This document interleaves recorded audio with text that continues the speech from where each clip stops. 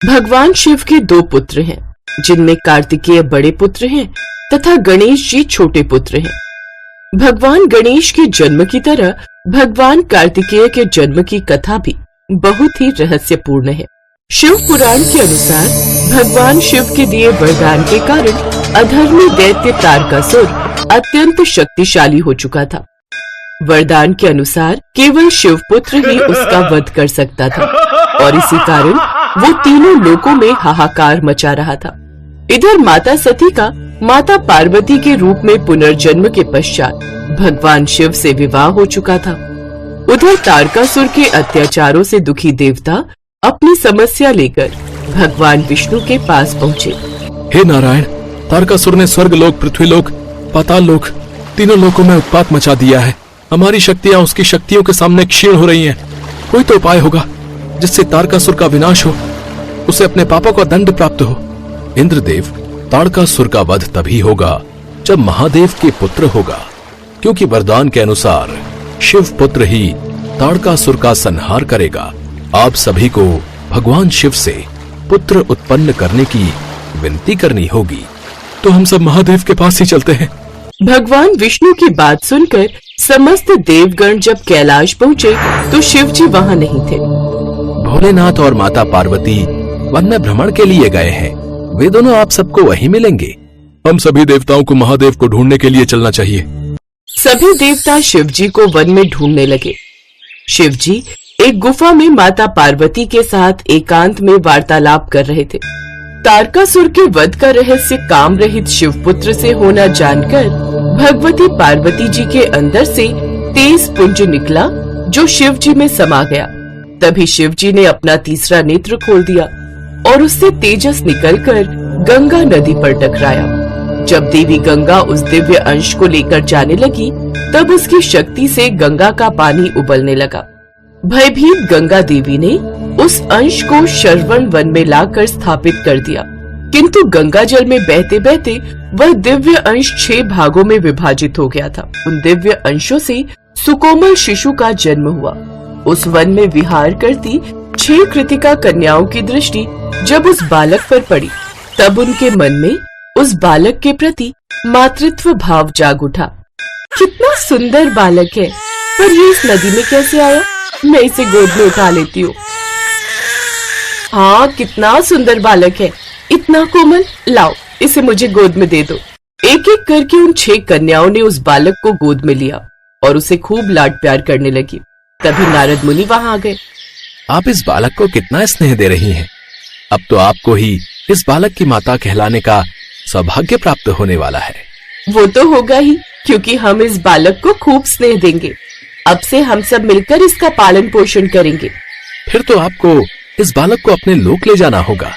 हाँ, हम इसे अपने लोक ले जाएंगे। नारायण नारायण, कितना सौभाग्यशाली पुत्र है ये कि इसे लालन पालन के लिए 6 माताएं मिली हैं। उसके पश्चात ऋषि कन्याएं बालक को लेकर कृतिका लोक चली गई। वह उनका पालन पोषण करने लगी। ला, इसे मुझे दे, ये मेरे से चुप होगा। हम माता तो 6 हैं, पर हमारे पुत्र भी 6 होते तो हम सबके पास एक एक पुत्र होता। तभी उस बालक के 6 सिर हो जाते हैं। ये देखकर वे कृतिका कन्याएं चौंक जाती हैं। धीरे धीरे वह बालक बड़ा होने लगता है। सभी कन्याएं खूब प्यार से उसका लालन पालन कर रही थीं, पर जिस कार्य हेतु उस बालक का जन्म हुआ था वह कार्य तो अभी शेष था। नारद जी ने शिव पार्वती को बताया कि उनका पुत्र कार्तिकेय अब बड़ा हो गया है। प्रभु, अब वो समय आ गया है जब पुत्र कार्तिकेय के हाथों तारकासुर का वध होगा। आप उचित कह रहे हैं देवर्षि। अब समय आ गया है जब हम अपने पुत्र को अपने पास बुला लेंगे, क्योंकि उसमें इतना सामर्थ्य है कि वो तारकासुर का संहार कर सकता है। तारकासुर का वध तो आप भी कर सकते थे, किंतु आपने उसका वध क्यों नहीं किया? और आपने अपने पुत्र को इतने समय तक अपने से दूर क्यों रखा? मैं जानता था देवर्षि कि मेरे ही दिए हुए वरदान के कारण मैं तारकासुर का वध नहीं कर सकता। साथ ही मेरे और देवी पार्वती के स्पर्श से उत्पन्न अंश को तारकासुर क्षति पहुंचा सकता था। इसी कारण हमने उस अंश को अपने से दूर कर दिया ताकि वो अंश सुरक्षित रह सके।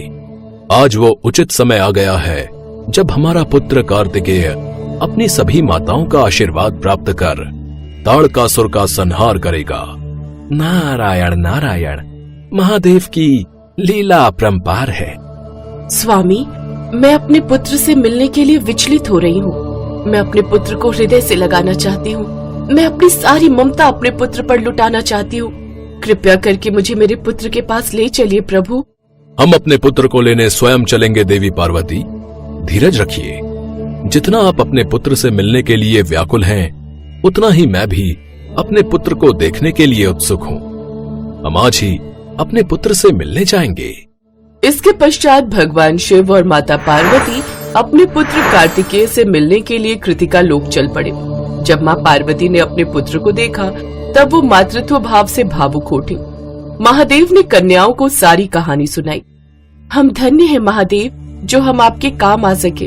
हमने अपने पुत्र कार्तिकेय को सदैव अपने हृदय से लगा कर रखा है, किंतु हम ये भी जानते हैं कि कार्तिकेय का जन्म दुष्टों के संहार हेतु ही हुआ है, और हम तो यही चाहते हैं कि हमारा वीर पुत्र दुष्ट तारकासुर का संहार करे।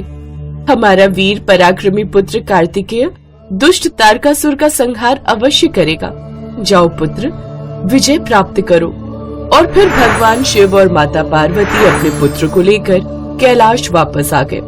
कृतिकाओं के द्वारा लालन पालन होने के कारण उस बालक का नाम सदैव के लिए कार्तिकेय पड़ गया।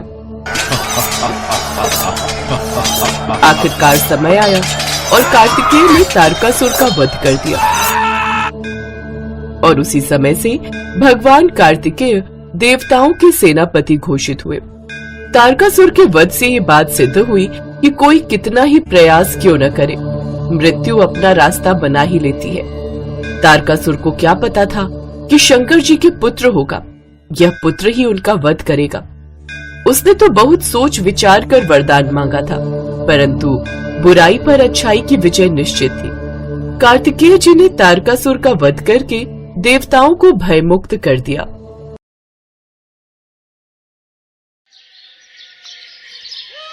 जय शिव शंकर चाचा जी। जय शिव शंकर कुमकुम बिटिया। जय शिव शंकर मौसी। जय शिव शंकर कुमकुम बिटिया, अपनी साइकिल दौड़ाती हुई कहाँ जा रही है? मौसी, शिव मंदिर जा रही हूँ। आज सोमवार है ना, तो भगवान भोलेनाथ का दूध से अभिषेक करूंगी और खीर का प्रसाद भी बनवाना है। मंदिर में दूध और चावल दे आई थी, पंडित जी राह देख रहे होंगे, खीर बनाने में उनकी मदद करूंगी। जीती रह बेटी, सचमुच कितनी प्यारी बच्ची है। भगवान शिव की कितनी पूजा करती है। इसके लिए अच्छा सा लड़का मिल जाए और इसकी शादी हो जाए तो इसके माता पिता की चिंता दूर हो जाएगी। कुमकुम एक पढ़ी लिखी संस्कारी लड़की थी। वो बचपन से ही भगवान शिव की बहुत पूजा करती थी। कुमकुम को ये संस्कार अपने माता पिता से ही मिले थे।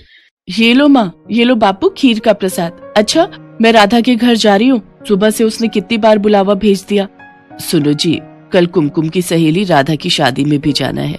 कुमकुम अपनी सहेली के घर चली जाती है, पर उसके पिता का चेहरा उदास हो जाता है और वो फूट फूट कर रोने लगते हैं। सुनो जी, अगर आप ऐसे रो दोगे तो मुझे भी रोना आएगा। क्या आपको भगवान शिव पर भरोसा नहीं है? वो हमारी कुमकुम को कुछ नहीं होने देंगे, उन पर भरोसा रखो। कुमकुम का जन्म भगवान शिव के आशीर्वाद से ही हुआ था, फिर भला वो उसे कुछ कैसे होने देंगे? हम सब तो ईश्वर की संतान हैं। हमारी कुमकुम तो भगवान शिव की बेटी है। वो उनकी इतनी पूजा पाठ करती है तो वो उसे उसका फल अवश्य देंगे। हमने बचपन से ही भगवान शिव के प्रति कुमकुम की आस्था को जगाए रखा है। हमारी बेटी अल्पायु नहीं, दीर्घायु है। पर सोमलता, पंडित जी के कहे अनुसार हमारी पुत्री की कुंडली में भारी संकट है, जिससे उसकी... बस और कुछ मत बोलो। मुझे भगवान शिव पर पूरा विश्वास है कि वो हमारी कुमकुम को प्रत्येक संकट से बचाएंगे। 20 वर्ष की आयु में कुमकुम के जीवन पर एक भारी संकट की आशंका थी। कुमकुम की कुंडली में भी कुछ ऐसा ही लिखा था, जिस कारण उसके माता पिता सदैव चिंता में रहते थे। सब लोग राधा की शादी में पहुंचते हैं। मौसी जी, अब तो मेरी भी शादी हो रही है। आप कुमकुम के लिए भी एक अच्छा लड़का ढूंढकर इसे ब्याह दो। नहीं, मुझे शादी नहीं करनी। मैं अपने माँ बापू को छोड़कर कहीं नहीं जाऊंगी।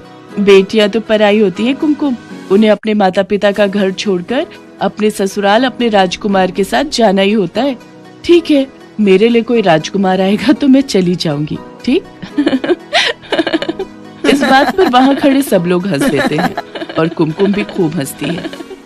कुमकुम की माँ अपनी बेटी के चेहरे पर शादी के लिए खुशी देख रही थी, पर कहीं न कहीं वही डर फिर से था।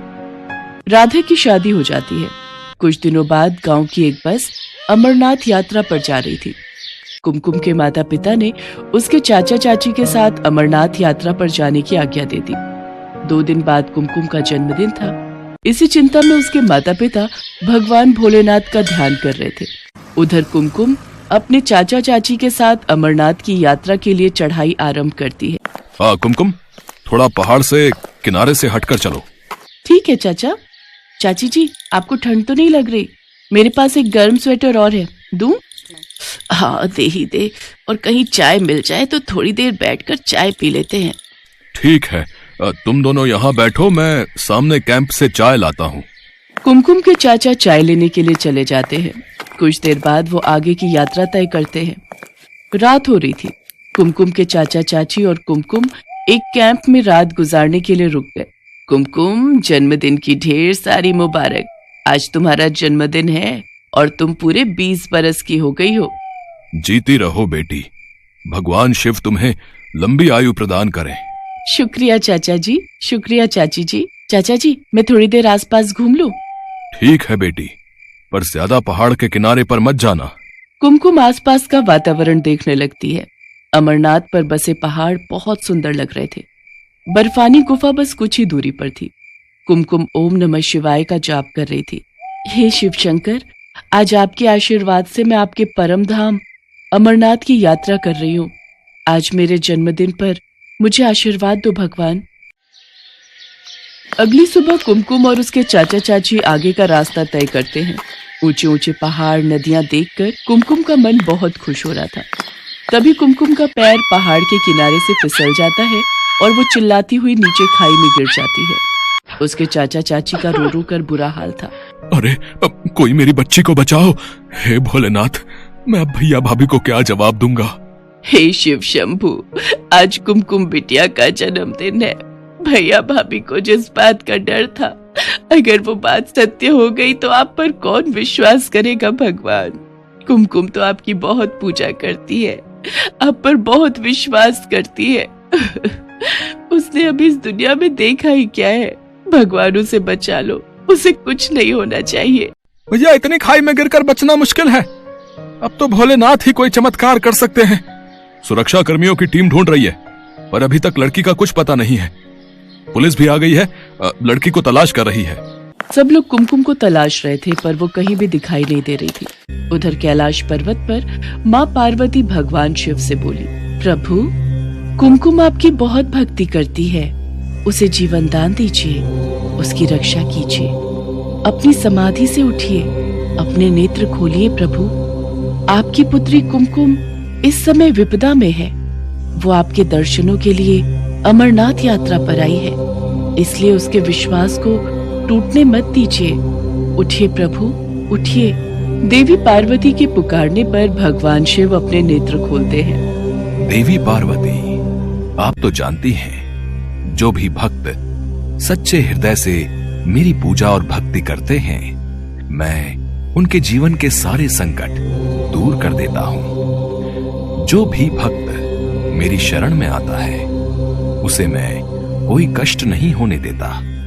कुमकुम ने सदैव मेरी पूजा और भक्ति की है। मैं उसके जीवन पर आया संकट दूर करके आज उसे दीर्घायु प्रदान करता हूँ। कुछ देर बाद कुमकुम झाड़ियों के बीच बेहोश पड़ी दिखाई देती है। उसे जरा सी भी खरोंच नहीं आई थी। ये देखकर सब लोग हैरान रह जाते हैं। कुछ देर बाद कुमकुम को होश आता है। सब लोग इसे भगवान शिव का चमत्कार मानते हैं और ओम नमः शिवाय का गुणगान करते हैं। कुमकुम अपने चाचा चाची के साथ बाबा बर्फानी के दर्शन करती है और उनसे आशीर्वाद प्राप्त करके खुशी खुशी घर लौटती है। कुमकुम के माता पिता को भी सारी बात पता चलती है। वे भी भगवान शिव को धन्यवाद कहते हैं। भगवान शिव की उपासना और पूजा से आज कुमकुम को नया जीवन दान मिला था।